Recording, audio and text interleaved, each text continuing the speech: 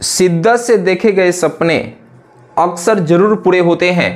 तो चलिए दोस्तों 12वीं क्लास के मैथ में दोस्तों वेक्टर का आज चौथा क्लास लेकर आए हैं और आज की क्लास में आप सभी को बताने वाले हैं अलजेब्रा ऑफ वेक्टर्स। दोस्तों इस टॉपिक को इतने अच्छे तरीके से उठाकर बताएंगे ना कि इस पे आपका दिल, किडनी, फेफड़ा सब फिदा हो जाएगा। कहीं सर दिल फिदा होता है, किडनी कहाँ फिदा होता है? अरे यार इसमें फील आपको आएगा जो मैं यहाँ पर आपको बताने चल रहे हैं। तो चलिए फिलहाल क्लास को स्टार्ट करते हैं और हर टॉपिक में आपको फील देंगे, क्योंकि दोस्तों मैथ में फील होना बहुत जरूरी है। तो देखिए यहाँ पे लिखे हैं अलजेब्रा ऑफ वेक्टर्स। सबसे पहले आपके दिमाग में यूं बात आनी चाहिए कि अलजेब्रा ऑफ वेक्टर का अर्थ क्या होता है। अगर एक काम करते हैं, इसका अर्थ मैं पहले आपको बता दूं कि अगर हमारे पास दो वेक्टर है तो दोनों वेक्टर को हम क्या क्या कर सकते हैं। सर इसको फांसी दे देंगे। अरे भाई ये कोई व्यक्ति नहीं है, कोई गुनाह नहीं किया कि आप फांसी दे दोगे। यहां पर अगर हमारे पास दो वेक्टर है तो दोनों वेक्टर के साथ हम क्या क्या कर सकते हैं, इसी को बोलते हैं अलजेब्रा वेक्टर्स। तो आइए दो वेक्टरों के साथ हम क्या क्या कर सकते हैं। यहां पे सबसे पहले हम वेक्टरों का एडिशन ज्ञात कर सकते हैं। ऐसी बात है, बिल्कुल ऐसी बात है। कहीं सर आगे बताइए क्या कर सकते हैं। आप सब्ट्रैक्शन भी कर सकते हो। वाह, और कुछ, अभी बहुत कुछ है, देखते रहो। आप मल्टीप्लिकेशन भी निकाल सकते हैं। अब देखिए यहां पे मल्टीप्लिकेशन में दो तरह का आपको मल्टीप्लिकेशन यहां पर करने को मिलेगा। कहीं सर बताइए। एक होता है वेक्टर स्केलर मल्टीप्लिकेशन और दूसरा होगा वेक्टर वेक्टर मल्टीप्लिकेशन। और यहां पे देखिए जो वेक्टर वेक्टर मल्टीप्लिकेशन होता है, हम इसको भी दो पार्ट में बांटकर अध्ययन करेंगे।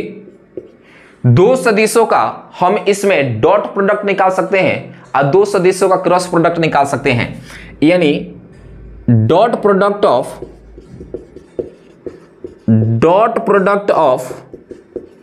टू वेक्टर्स, और एक और होता है cross product of two vectors. बताइए यहां तक कहानी समझ में आई। अब एक सवाल हमसे करेंगे, क्या सर वेक्टरों का हम डिवीजन निकाल सकते हैं कि नहीं? तो दोस्तों वेक्टरों का डिवीजन नहीं निकाला जाता है।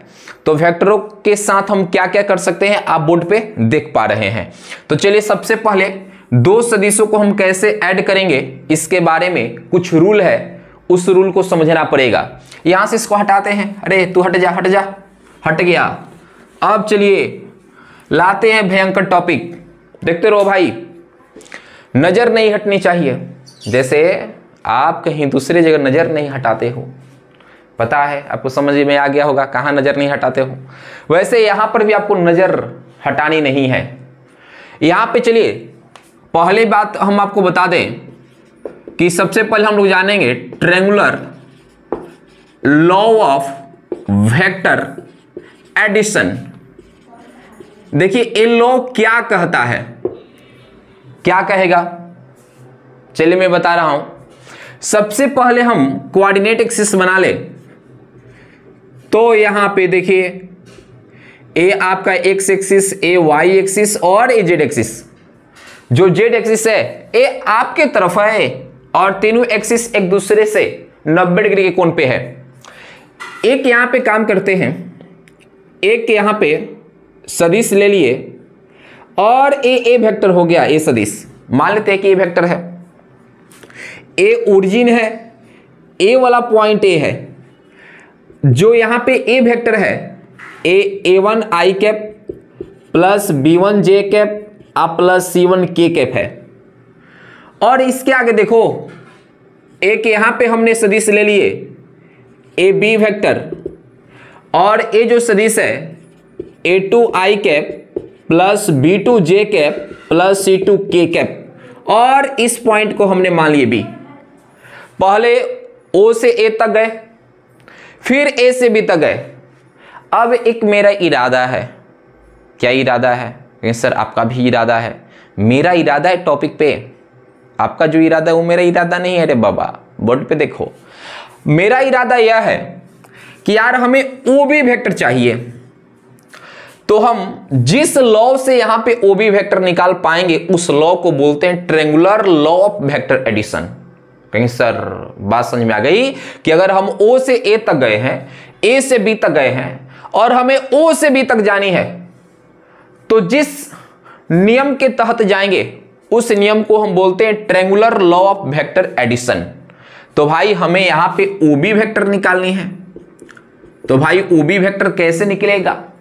तो देखो लॉ क्या कहता है, लॉ कहता कि अगर आपको ओबी वेक्टर निकालनी है तो आप ओ से ए तक गए हैं तो ओ ए वेक्टर ले लो, आप प्लस फिर आप कहां से कहां तक गए हैं, ए से बी तक गए हैं, तो ये कौन सा वेक्टर होगा? ए बी वेक्टर होगा। दोनों को जोड़ दीजिए, ओबी वेक्टर निकल जाएगा। यही लॉ को triangular law of vector addition बोलते हैं।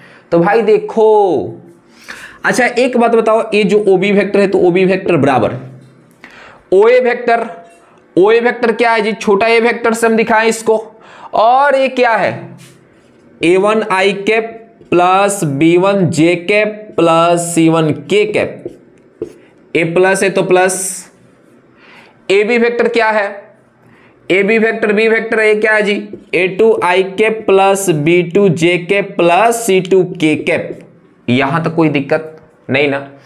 अब एक काम करना है यहां से, जैसे मान लेते हैं कि जो शादी ब्याह होता है तो जिस कास्ट का लड़का होता है उसी कास्ट के लड़की से शादी होता है, वहां पे समानता का पालन होता है। अगर अलग कास्ट से हो गया तो समझ जाओ कि डॉट मैरिज है। वैसे यहां पे क्या करना है, आई वाले को एक साथ, जे वाले को एक साथ, के वाले को एक साथ। तो यहां पे देखिए ओबी वेक्टर बराबर क्या होगा, इन दोनों में से आई कॉमन कर लेंगे तो a1 प्लस a2 इंटू आई कैप प्लस, इन दोनों में से j कॉमन कर लेंगे तो होगा b1 plus b2 j cap, और यहां पे दोनों में से k कैप कॉमन कर लेंगे तो c1 plus c2 k cap हो जाएगा। बताओ कोई दिक्कत है क्या जी? कोई दिक्कत नहीं होनी चाहिए। आपने triangular law of vector addition को समझ गए कि अगर आप O से A तक गए हैं, A से B तक गए हैं और आपको सीधे O से B तक जानी है, तो दोस्तों OB वेक्टर बराबर हम क्या कर लेंगे? OA vector plus AB vector. बताओ बातें समझ में आई कि नहीं? बिल्कुल समझ में आया होगा। तो दोस्तों अगर ऐसा दो वेक्टर दिया रहे, मान लेते हैं कि आपको A वेक्टर दिया है 2i cap plus 3j cap plus 4k cap, और B वेक्टर आपको दिया है 3i cap plus 4j cap plus 5k cap, और आपसे बोलता है find the A vector plus B vector बराबर व्हाट।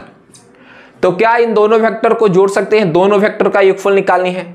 बिल्कुल, यहां पे A vector plus B vector होगा, इन दोनों को एक साथ जोड़ देंगे तो 5i कैप, प्लस इन दोनों को एक साथ जोड़ देंगे, प्लस प्लस है तो प्लस, इन दोनों को एक साथ जोड़ देंगे 7j कैप, प्लस प्लस है तो प्लस, और इन दोनों को जोड़ देंगे 9k कैप हो जाएगा। और इस तरीके से आंसर हो गया तैयार। बताओ पूरी बातें आपको समझ में आई है कि नहीं? कोई दिक्कत है जी? कहेंगे सर इसमें दिक्कत होगा, खुद खाद कर आप बता दिए। चलो आगे देखते हैं, यहां से इसको हटाते हैं। अब देखो इससे भी सुंदर नियम ला रहे हैं, इससे भी, कहेंगे सर इससे भी सुंदर नियम। बिल्कुल, क्योंकि यार पहले तो मैं आपको टेलर दिखा रहा हूं, उसके बाद देखो ना पिक्चर। अब यहां पे आपको बताने चल रहे हैं parallelogram law of vector addition. ये क्या कहता है? अरे यार वही है, देखो कुछ खास अंतर नहीं है। ए आपका ए वेक्टर हो गया, ए आपका बी वेक्टर हो गया, और ए जो वेक्टर है इसके समानांतर ए वाला वेक्टर। यहां पे देखिए ए समानांतर चतुर्भुज हो गया, ए वेक्टर ए है, ए बी वेक्टर है, ठीक है, इसके अलोंग ए वेक्टर है, इसके अलोंग ए वेक्टर है। अगर हमें ए वेक्टर चाहिए ना, ए वाला जो डायगोनल है, ए वाला वेक्टर चाहिए, चलो इस वेक्टर को मैंने आर वेक्टर बोल दिए, तो ए वेक्टर निकालने के लिए हमारे पास क्या रास्ता है, इस भैया को और इस भैया को जोड़ देंगे, आंसर मिल जाएगा A vector plus B vector. यही तो parallelogram law of vector addition है कि यदि किसी समानांतर चतुर्भुज की आसन भुजाएं दिया हो तो इसके उभयनिष्ठ बिंदु से खींचा गया जो विकर्ण होगा, इस पे जो स्थित सदिश आर वेक्टर होगा, दोनों सदिशों के योगफल के बराबर होता है। क्योंकि सर गजब भी बुझाया। आओ भाई इसको हटाते हैं, अब इसके आगे बढ़ते हैं। तो इसके आगे हमें समझना है polygon law of vector addition. यहां पे देखिए क्या कहता है कि मान लेते हैं कि यहां पर हमारे पास OA वेक्टर है, यहां पे ये देखिए पॉइंट भी है तो AB वेक्टर हो गया, यहां पे पॉइंट C ले लिए OC वेक्टर हो गया, और यहां पे पॉइंट D ले लिए ACD वेक्टर हो गया। इस तरीके से बन रहा है। अगर मैं इस पॉइंट को M मान ले और सीधे हमें OM वेक्टर चाहिए, तो भाई सीधे अगर हमें OM वेक्टर चाहिए तो हम O से A तक गए, A से B तक, B से C तक, B से D तक, इसके आगे डॉट डॉट बढ़े, इधर कोई एक लास्ट वाला पॉइंट होगा वेक्टर के। तो यहां पे हमें क्या करना होगा, सबको जोड़ देना होगा। OA vector plus AB vector plus BC vector plus CD vector plus यहां पे डॉट डॉट, उसके बाद मान लेते हैं यहाँ पे कोई लास्ट पॉइंट होगा जिसे वेक्टर बना है, तो ये क्या कर लेते हैं, LM वेक्टर कर लेते हैं। यही सदिशों का बहुभुजीय नियम है, समझ में आ गया होगा। चलो इसको हटाते हैं। अब देखो कुछ फैक्ट लेकर आते हैं। कहेंगे सर फैक्ट से क्या होता है? बाबू फैक्ट से यह पता चलता है कि आखिर प्रॉब्लम सॉल्व कैसे करनी है। जैसे मान लेते हैं कि इफ हमारे पास यहां पे दो सदिश दिया है इक्वल में, A1 I cap plus B1 J cap plus C1 K cap बराबर, इसके बराबर एक वेक्टर दिया है A2 I cap plus B2 J cap आ प्लस C2 K कैप। एक खुद बोला है कि अगर दोनों सदिश बराबर हो देन तब आपको क्या मिलेगा, यहां पे जो I कैप का गुणांक है और यहां पे जो I कैप का गुणांक है दोनों बराबर हो जाएगा, मतलब A1 बराबर A2 हो जाएगा, A भी इसके बराबर होगा तब बिल्कुल B1 बराबर B2 हो जाएगा, और A इसके बराबर होगा मतलब C1 बराबर C2 हो जाएगा। इस बात को दिमाग में डाल लेनी है, डाल लिए ना। अब यहां से जो क्वेश्चन बताने चल रहे हैं ना, सॉरी क्वेश्चन नहीं थ्योरी, जो बड़ा काम का चीज है सर। अगर यहां से आप देखें पेपर में 2 नंबर फोड़ दोगे, ऐसा एक कंसेप्ट है। जैसे हम एक काम करते हैं, यहां पे एक सदिश लेते हैं और इस सदिश पे 2 पॉइंट है A B, बिल्कुल A पॉइंट का जो कोऑर्डिनेट है ओ x1, y1, z1, B point का जो कोऑर्डिनेट है x2, y2, z2। हम A से B की तरफ चल रहे हैं तो A हो जाएगा AB वेक्टर। मेरे दिल में ख्याल आया कि मुझे AB वेक्टर चाहिए इन दोनों पॉइंटों का, तो AB वेक्टर लिखनी हो ना भाई, तो सीधे इसमें से इसको घटा लेंगे, तो x2 minus x1 I cap कर लेंगे प्लस, ठीक उसी प्रकार y2 minus y1 J cap कर लेंगे प्लस, फिर इसको इसमें घटाएंगे Z1 minus Z2 minus Z1 K cap कर लेंगे। या चलो ठीक है कर लिए। अब भाई एक बात बताओ, तुम्हारा AB वेक्टर तैयार हो गया। अगर AB वेक्टर का परिमाण निकालनी, परिमाण का अर्थ क्या हुआ कि यहां से यहां तक की लंबाई निकालनी हो, तो दोनों पॉइंटों के बीच की दूरी निकाल दो। तो क्या हो जाएगा x2 minus x1 the whole square आ plus y2 minus y1 the whole square plus z2 minus z1 the whole square. तो दोस्तों उम्मीद करते हैं कि यहां तक बातें आपको समझ में आई होंगी। और दोस्तों लास्ट में बताइए कि वीडियो आपको कैसा लगा, क्या समझ में आया कि नहीं, और वीडियो पसंद आए तो चैनल को जरूर सब्सक्राइब करिएगा। तो चलिए क्लास यहीं तक रखते हैं।